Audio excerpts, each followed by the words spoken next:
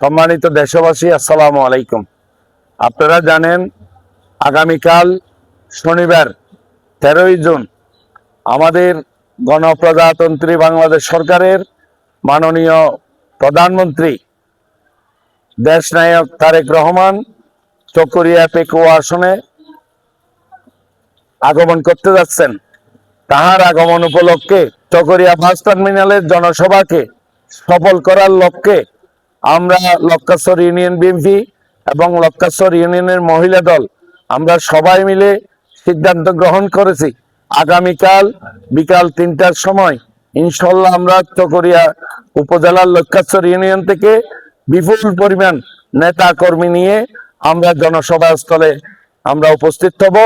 আমরা উপস্থিত হয়ে চকরিয়া টার্মিনালের তারেক রহমান এবং স্বরাষ্ট্রমন্ত্রী জনাব সালাউদ্দিন আহমেদের জনসভাকে আমরা পরিপূর্ণ করে খানায় খানায় পরিপূর্ণ করে আমরা সফলতার দ্বার প্রান্তে নিয়ে যাব ইনশাল্লাহ। সফলতার দ্বার প্রান্তে নিয়ে যাওয়ার জন্য আমরা প্রস্তুতি গ্রহণ করেছি।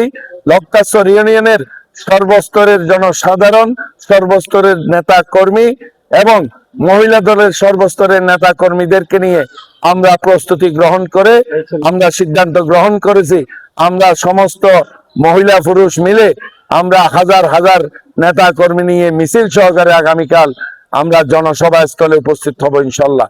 আমি আপনাদেরকে আহ্বান জানাবো, সারা চকরিয়ার বিএনপির নেতা কর্মী সহ সর্বস্তরের নেতা কর্মীদেরকে আহ্বান জানাবো, আপনারা আগামীকাল দলে দলে মিছিলে মিছিলে যোগদান করে আগামীকাল বাস টার্মিনালের জনসভা স্থলকে পরিপূর্ণ করে আপনারা তারেক রহমানের জনসভাকে সফল ও সার্থক করার জন্য আপনাদেরকে আমি উদাত্ত আহ্বান জানিয়ে আমার সংক্ষিপ্ত ব্রিফিং শেষ করলাম।